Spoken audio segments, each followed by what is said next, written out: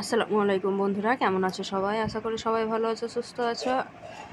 কিন্তু আমার শরীরটা খুব একটা ভালো নাই।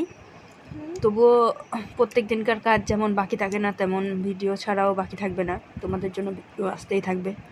তো এই অসুস্থতার সময় এখন সবারই ঘরে ঘরেই অসুস্থ।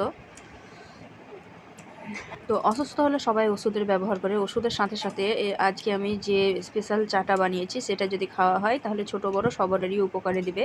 খেতেও যেমন ভালো হয়, কিন্তু অসুখটা খুব তাড়াতাড়ি সেরে যায়। এখানে নিয়েছি আমি তুলসী পাতা, লং, দারচিনি আর গোলমরিচ, যেটাকে কালামরিচ বলে, আর হচ্ছে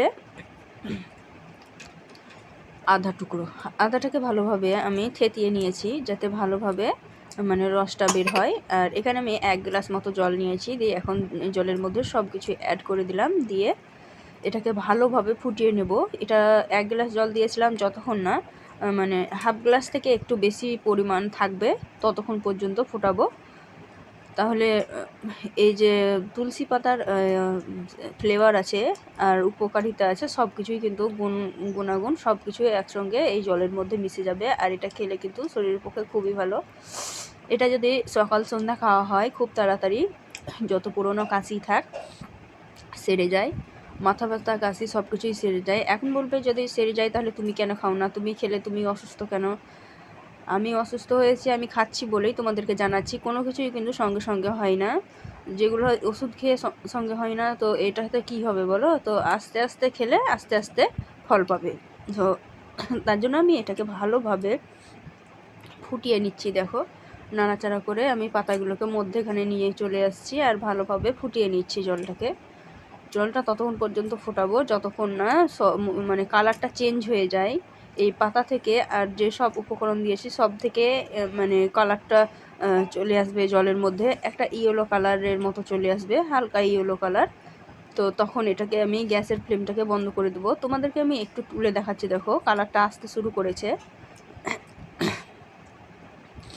দেখো কত সুন্দর একটা কালার আসতে শুরু করেছে, কিন্তু এখন পর্যন্ত হয়নি। এটা আরেকটু আমি ফোটাবো, যেহেতু আমি গোলমরিচটা থেতিয়ে দেয়নি। যদি থেতিয়ে দিতাম তাহলে কিন্তু হয়ে যেত তাড়াতাড়ি। তো আমি গোটাই দিয়ে দিয়েছিলাম। আর এটা একটু ঝাল ঝাল হয়, খেতে খুব টেস্টি হয়। আর জ্বর সর্দির মুখে সত্যিই ভালো লাগে খেতে। তোমরা যদি বেশি করে তৈরি করে নিতে চাও তো বেশি করেও তৈরি করে নিতে পারো, কোয়ান্টিটিটা একটু বাড়িয়ে দিবে। তো এটা কিন্তু একদম পারফেক্টভাবে রেডি হয়ে গেছে। অনেকটাই জল কমে গেছে আর তোমরা দেখতেই পাচ্ছ কত সুন্দরভাবে ফুটছে। তো এই পর্যায়ে আমি গ্যাসের আঁচটাকে বন্ধ করে দিলাম আর এটাকে আমি একটা ছাকনা দিয়ে ছেঁকে নেব। এখানে একটা কাঁচের গ্লাস নিয়েছি আর ছাকনা নিয়েছি, ছাকনাতে আমি ভালোভাবে ছেঁকে নিচ্ছি। সবসময় তো ভালো ভালো খাবারের রেসিপি দিতেই থাকি। তো অসুস্থতার সময় যদি এইভাবে এই চায়ের রেসিপিটা তৈরি করে খাও, সত্যিই কিন্তু শরীরের পক্ষে খুব ভালো হয়। বিশ্বাস করো, একবার তৈরি করে দেখবে, খুবই সুন্দর হয় খেতে আর শরীরের পক্ষেও খুব উপকার হয়। তো অনেকেও জানে এটা। তো এখন আমি এর মধ্যে দিয়ে দেব মধু। এটা কিন্তু একদম খাঁটি মধু। তো এখানে আমি 2 চামচ দিলেই ঠিক হবে, কিন্তু যেহেতু আমি এক হাতে ক্যামেরা ধরেছিলাম তো ভালোভাবে তোলা হচ্ছিল না, তার জন্য কিন্তু আমি এখানে 3 চামচ দিয়ে দিয়েছি। তোমরা যদি একটু মিষ্টি মিষ্টি খেতে চাও তাহলে কিন্তু এখানে 4 চামচও দিয়ে দিতে পারো, কোনো অসুবিধা নাই। তাহলে কিন্তু গোলমরিচের পরিমাণটাও একটু বাড়িয়ে দিতে হবে বা থেতিয়ে দিতে হবে। তো এই তো আমি ভালোভাবে মিক্সড করে নিলাম। আর এই গরম গরম চাটা যখন গরম গরম খাবে তখন গলায় একটা মানে সেদ দেওয়ার মতো হবে, গলাটা পুরোটাই ক্লিয়ার হয়ে যাবে।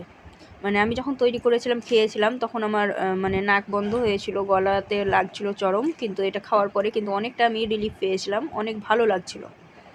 তো তার জন্য কিন্তু তোমাদের সঙ্গে আমি শেয়ার করলাম। এটা দেখে আবার কেউ বাজে কমেন্ট করো না, তোমাদের যাতে উপকার হয় তার জন্যই দিয়েছি। তো যারা জানে তাদের জন্য কিন্তু নয়, এটা যারা জানে না তাদের জন্য এটা দিয়েছি। তো এই তো আমি দেখিয়ে দিচ্ছি, দেখুন কত সুন্দর একটা কালার এসেছে, একদম মিষ্টি একটা কালার এসেছে।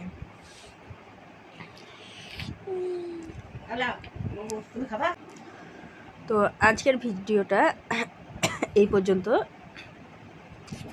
দেখা হবে আরও নিত্য নতুন রেসিপি নিয়ে পরবর্তী ভিডিওতে। তো ততক্ষণ সবাই ভালো থাকবে, সুস্থ থাকবে। আর আমার জন্য একটু দোয়া করবে। খোদা হাফিজ।